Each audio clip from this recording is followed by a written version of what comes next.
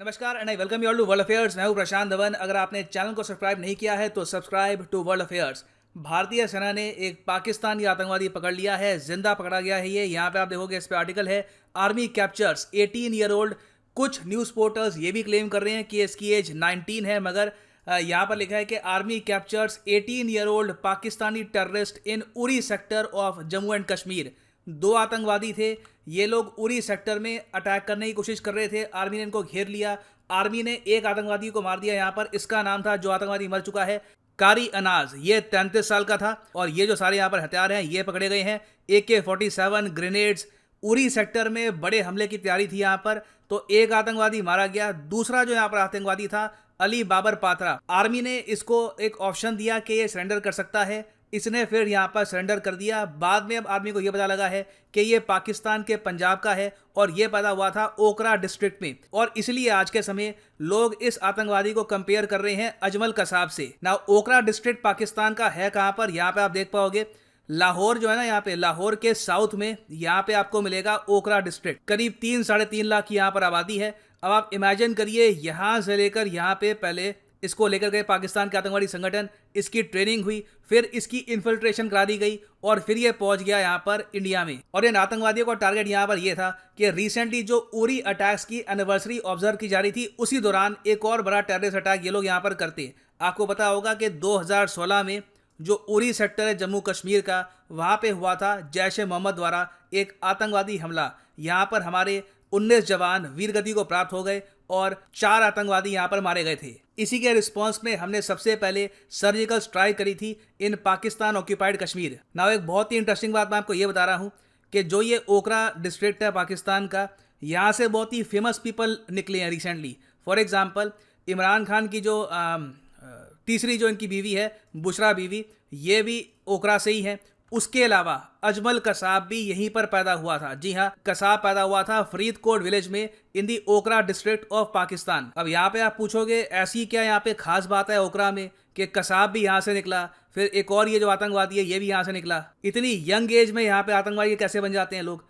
देखो, ओकरा डिस्ट्रिक्ट के जो आउटस्कर्ट्स का रीजन है, वहाँ पे काफ़ी अनएम्प्लॉयमेंट है, गरीबी है। तो काफ़ी बार जो ये रेडिकल टेररिस्ट आउटफिट्स हैं, यहाँ से लोगों को उठाते हैं, उनको वादे करते हैं उल्टे सीधे कि तुम लोग जन्नत में जाओगे, ऑल दैट। उनकी प्रॉपर ब्रेन वॉशिंग करते हैं और फिर भारत में उनको अटैक करने के लिए भेज देते हैं। अगर आप अजमल कसाब को देखो तो वो 20-21 साल का था जब उसने अटैक किया था मुंबई में।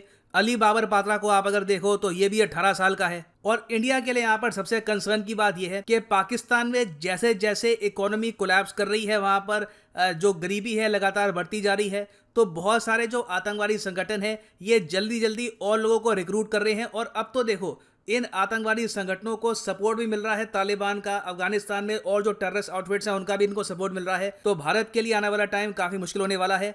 और रिसेंटली यूएसए ने एक रिपोर्ट भी पब्लिश करी है जहां पर यूएस की कांग्रेस यहां पर खुद कहती है कि टोटल पाकिस्तान में आज के समय 12 फॉरेन टेररिस्ट आउटफिट्स हैं। और यहाँ पे आप देख पाओगे जो ये टेररिस्ट आउटफिट्स हैं उनके बारे में कैटेगोरिकली इस रिपोर्ट ने मेंशन किया है। लश्कर-ए-तौयबा, ये फॉर्म हुआ था 1980s में। जैश-ए-मोहम्मद, यहाँ पर यह भी लिखा है कि जैश-ए-मोहम्मद ने ओपनली यूएस के अगेंस्ट वॉर भी डिक्लेयर करी है। उसके अलावा हरकत उल जिहाद इस्लामी, ये शुरू हुई थी अफगानिस्तान में। अब देखो, इंडिया के लिए यहाँ पर सबसे बड़ा कंसर्न ये है कि कई पाकिस्तान में आज के समय टेररिस्ट आउटफिट्स हैं जिनकी शुरुआत हुई थी 1980 में। इनिशियली ये अफगानिस्तान में यूएसएसआर को हटाने के लिए बनाए गए थे। अब आज के समय पाकिस्तान ने कम्प्लीटली इनका जो मूव है ये कर दिया इंडिया की तरफ। और सिंस यूएस अब जा चुका है अफगानिस्तान से, तो ये लोग अब अफगानिस्तान से और लोग रिक्रूट कर पाएंगे। पाकिस्तान की जो गरीब लोकेशंस हैं वहां से लोग रिक्रूट कर पाएंगे। और इन द फ्यूचर ये लोग लगातार इस तरीके से इन्फिल्ट्रेशन कराते रहेंगे। अब यहाँ पे आप कहोगे, मगर पाकिस्तान को टेंशन नहीं है कि ऐसे यहाँ पे इनके आतंकवादी पकड़े जाएंगे? देखो, अजमल कसाब पाकिस्तानी है।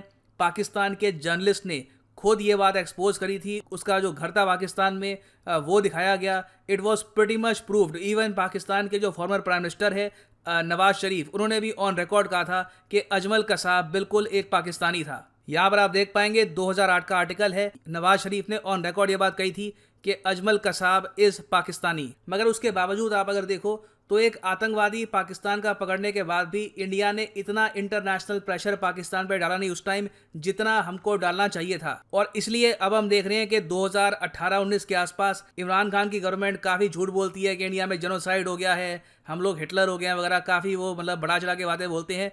अब पाकिस्तान की सरकार जो है ये ओपनली क्लेम करती है कि अजमल कसाब ये उत्तर प्रदेश का है और हाफिज सईद इन्वॉल्व नहीं था 26/11 में। तो अभी के लिए नीड यहाँ पर यह है कि इंडिया इंटरनेशनल मीडिया के सामने ये प्रॉपर तरीके से बात रखे कि पाकिस्तान बॉर्न आतंकवादी यहाँ पर पकड़ा गया है और एक प्रॉपर प्रेशर डाला जाए पाकिस्तान पर। इवेंचुअली देखिए हमको कोशिश यही करनी होगी कि FATF की ब्लैक लिस्ट में पाकिस्तान पहुंचे या फिर एटलीस्ट ग्रे लिस्ट में तो रहे, क्योंकि जो ये आतंकवादी संगठन है इनकी फाइनेंसिंग जब तक रुकती नहीं है तब तक ये लगातार इस तरीके से जो ये अनएम्प्लॉयड यूथ है इसको रिक्रूट करते रहेंगे। और जब तक इंडिया ये मुद्दा इंटरनेशनल मीडिया के सामने नहीं उठाएगा, पाकिस्तान की जो इमेज है एज ए टेररिस्ट हेवन इसको एक्सपोज नहीं करेगा, पाकिस्तान भी यहाँ पर सोचेगा कि ठीक है अगर कोई पाकिस्तानी बॉर्न आतंकवादी पकड़ा भी गया तो इंडिया उसके रिस्पांस में करेगा भी क्या, डॉसियर भेजेगा या फिर UN में बात उठाएगा। वो बात तो ऑलरेडी चल रही है। रही बात अटैक की, हमारे पास न्यूक्लियर बॉम्ब है ही, कभी हम पे अटैक हुआ तो रीजन को बर्बाद कर देंगे। तो this is a very difficult situation for India. और इसका जो सोल्यूशन है इसमें हमको बहुत से एंगल्स पे काम करना होगा, FATF पर, पाकिस्तान को एक्सपोज करने पर, और बाकी कंट्रीज़ के साथ जो हमारी इंटेलिजेंस शेयरिंग है ये भी इंप्रूव करनी होगी ताकि इन द फ्यूचर ऐसे टेररिस्ट अटैक्स हम लगातार रोक पाएँ।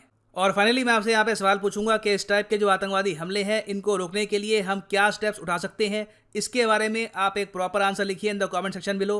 आपका आंसर अगर अच्छा हुआ तो मैं इसको पिन कर दूंगा इन द कमेंट सेक्शन ताकि बाकी लोग भी इसको रीड कर पाएँ।